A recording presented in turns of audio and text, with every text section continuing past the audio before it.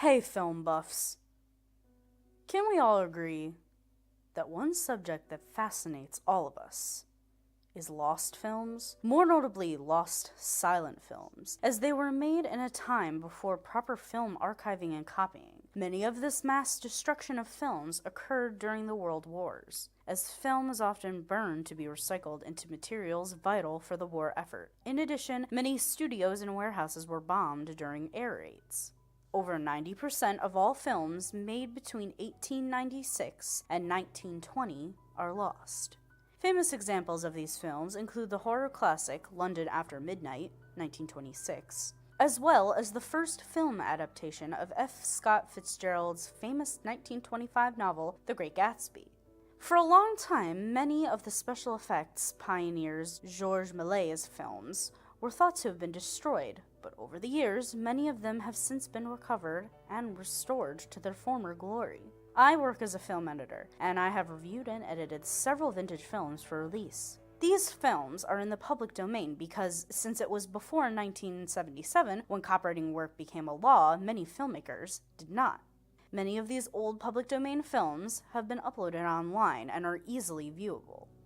Usually, I review and edit these films and email the edited files to my boss, who then makes them available for download and online distribution onto sites such as YouTube and, well, this one. However, there's one film I have seen, but I have never bothered to edit. It's a film that continues to haunt me to this very day, and each time I think about it, I get more and more unsettled. To this day, my boss knows nothing about it. Until now, I haven't shared this viewing experience with anyone. I also have never heard back from the person who sent me the unedited film. Maybe this is because he got a new job and didn't tell me, but now I'm starting to wonder if maybe he committed suicide after he ended up in the same mental situation as me, except he couldn't take it anymore. The film I'm referring to is The Black-Eyed Children, or Enfants au Yeux Noir, a short 15-minute film by French filmmaker Jacques-Yves Moulin, made in 1913. I know very little of this Moulin guy. He seems pretty obscure, but from what I've heard, he made this after a severe depression caused by the death of his newlywed wife. It was his attempt at making a truly surrealist film, 15 years before Louis Buñuel and Salvador Dali produced Un Chien Andalou. The film was rumored to have caused riots in Paris upon its release due to the disturbing nature. These were soon overshadowed by the outbreak of World War I, only months after its release. Not much is known about Moulin after that, other than his death date, around 1915. For a long time, The Black-Eyed Children was considered a lost film. The last surviving copy of the film was thought to have been destroyed during German bombing of Paris in World War II. Though the film was lost, there are a few surviving still shots of the film that surfaced on the internet in the late 1990s, and as of now, only 2 stills are left, both of the same scene. The scene these 2 shots were taken from was a set at a gazebo. The first shot was a low-quality still of the gazebo in a garden where a woman, at least I think it's a woman, was sitting, her back turned away from the camera. The second shot is of the same gazebo, except instead of a woman, there was a child standing still, facing the camera. These 2 shots always fascinated me, and for a long time, they were the only shots that were thought to have survived. That was until recently. One day, I got an email from a friend and coworker of mine named Derek. His job was to convert the original film reels into digital files so that I could edit them. I'd already told him about The Black-Eyed Children and how it, like many other lost films, really fascinated me. Of course, at the time, I thought the film was lost forever, but I always imagined what was the movie like, and I wished I could see it, but sometimes I got an extremely disappointing feeling. Like, what if the film was just 15 minutes of Moulin's daily life, spending time with his wife and family? It could make sense since movies that depicted daily life, unconnected events with no real plot, could have been considered surreal at the time. Derek seemed very enthusiastic in this email despite my thoughts. The title was, "I Found It," in all caps. This is what it read. Hey, you know how you told me about that one old French film about the black babies or whatever it is? Well, look no further. I recently received a stash of old films that some guy found in a vault in France. On one of the film reels he sent me, "The Black-Eyed Children" was written on the label. I remembered that you told me about it, and I immediately thought of it. I sent the guy an email and thanked him for finding the film and sending it to me. His response, however, was negative. He got really angry at me for some reason, saying that he watched it, but 8 minutes in he started crying to the point that he forcibly pulled the reel off the projector. Kind of weird, huh? Anyway, I chalked it up to him being like a weird old French guy. I decided not to waste my time and watch the whole thing, but I did convert it to a digital file so you can see it. I promise I'll get around to watching it soon. Thanks. See you later, Bert. Can't tell you how excited I was when I got that email. Have you ever finally found something you've been looking for years? Literally years? It was a huge relief. My heart was pounding as I downloaded the file. I slid around in my desk chair. For some reason, the download took about an hour, which was weird because most of the movies I've edited downloaded in a matter of minutes. How could a 15-minute film take so long to download, yet a 2-hour film could download quicker? It didn't really make sense. When the film finally downloaded, I clicked on it and opened it up in QuickTime. And yes, as you would expect, QuickTime took about 10 minutes to load.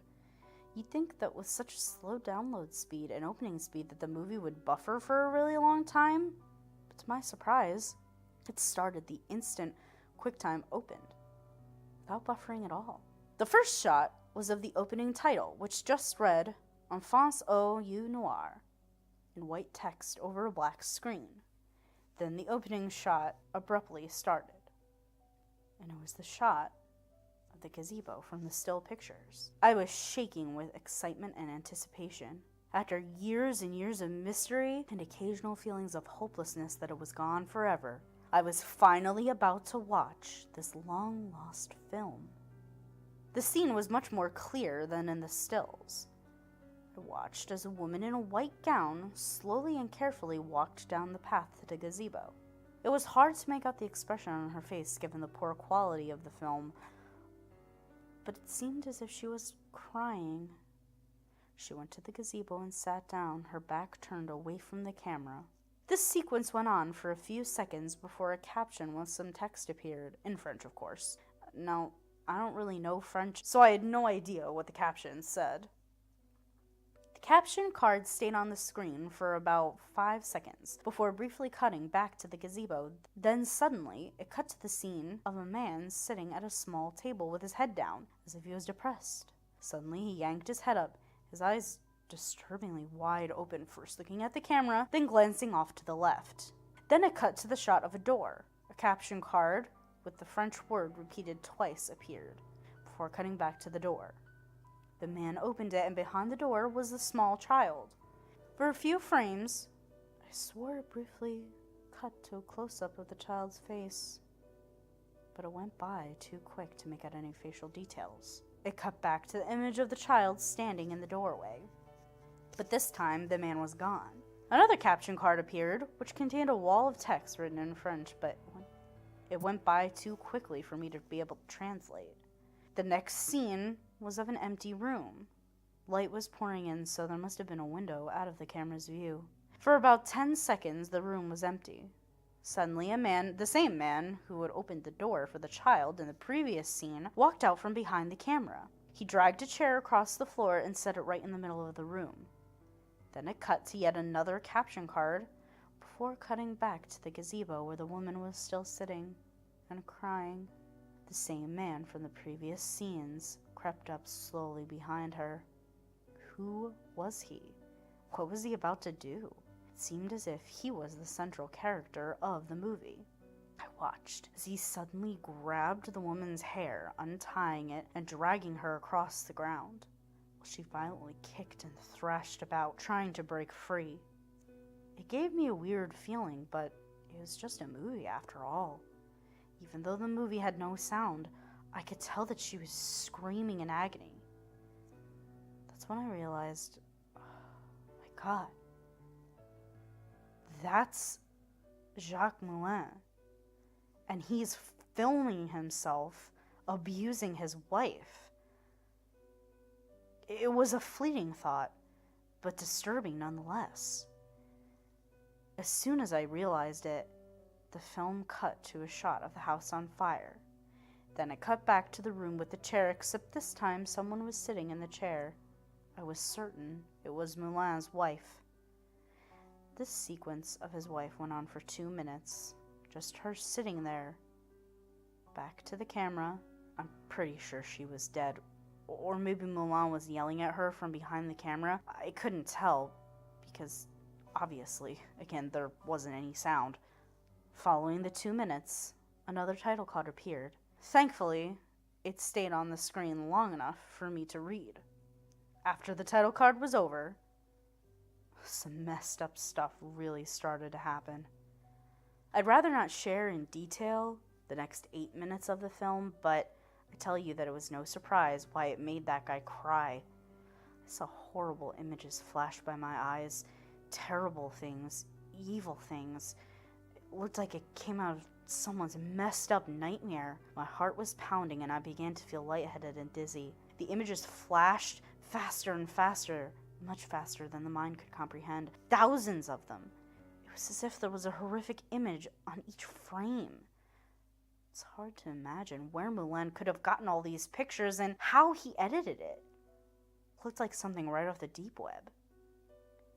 About 3 minutes into the hellish compilation, the images went from being creepy nightmare fuel to outright disgusting. I could catch a few clear glimpses of some of the frames that especially stood out to me as being truly graphic and nightmare-inducing. Those made me want to vomit. In fact, I began to tear up, and bile ran up to the back of my throat. I also felt like I was being watched. The film was becoming too much for me. I wanted to unplug my computer, but the images on the screen kept me paralyzed. I was too afraid to move. I tried my hardest to pull myself together. It's just a film. After what seemed like hours, the horrific nightmare sequence finally ended, and I was greeted by another terrible sight. It was a close-up of the child's face, the same one that had briefly flashed on the screen in an earlier scene. His eyes were missing. That, or Moulin had taken the time to carefully black out his eyes on every single frame of the child's face. A single tear of dark liquid, which I assumed was blood, trickled from his empty eye socket. He was obviously staring at the camera, but it felt more as if he were staring at me. Then it cut back to Moulin's wife in the room. I watched as she slowly turned her head towards the camera, revealing her face, or at least what was left of it. It was horribly scarred, to the point that she didn't even look human. All the skin had been scraped off her face, and her eyelids appeared to have been burned off. Her lips were torn, revealing her gums and teeth, several of which appeared to be knocked out. I was trembling at this point. Suddenly, there was a flash of light, and her head inexplicably exploded, leaving a large splotch of blood on the wall in front of her. The rest of her body fell onto the floor. The camera continued rolling for another 20 seconds. I was waiting for something else to pop up, like the child's face or another gory montage, but nothing. Instead, that was the end of the movie. His wife's head blowing up. The scene faded to black, without an end card. For a moment or two, my heart was pounding. There was no way that was done with special effects. Those kind of effects didn't exist. That headshot had to be real. And then it dawned on me. Jacques Moulin filmed himself murdering his wife and passed it off as a surreal film. That scene where he drags her through the garden, that was abuse. He had abused her to the point where her face is mutilated beyond recognition before finishing her off with a gun. I realized that only a few short years later, Moulin would use that same gun to shoot himself in a familiar fashion. That night, I had a lot of trouble falling asleep. Whenever I tried closing my eyes, Mulan's wife's face was ingrained into the back of my eyelids. I don't know how long I was awake for, but I only slept a few dreamless hours that night. The next day, it was all I could think about. I couldn't do anything else. I was probably the only one in the world who had sat through the entirety of Jacques Moulin's lost movie, The Black-Eyed Children. The few people who knew about it had only seen the 2 frames. Suddenly I remembered. Those pictures. I remembered seeing the scene of Moulin's wife crying at the gazebo. But what about the scene of the child standing in the middle of it? I don't remember seeing that in the movie. Was it one of the frames from the montage from hell? No, I would have been able to spot it. I decided to do a Google search for The Black-Eyed Children. I clicked on one of the links that talked about the movie and offered a fan theory. And sure enough, the frame of the child in the gazebo was there. I scrolled down, reading about the mystery of the film and Moulin's life, and what the film really meant. But at the bottom of the page I saw something new. It was a picture of the original film reel. On the label was The Black-Eyed Children. The filmmaker's name, Jacques Moulin, was also written on the label. There were 2 things on the label that confused and shocked me. Though all sources on the internet claim that the film was made in 1913, this particular reel was dated back to 1908. This couldn't have been a mistake. Why would Moulin wait 5 whole years to show his movie? And then I read the bottom of the label where the duration was written. The original film was 2 hours long.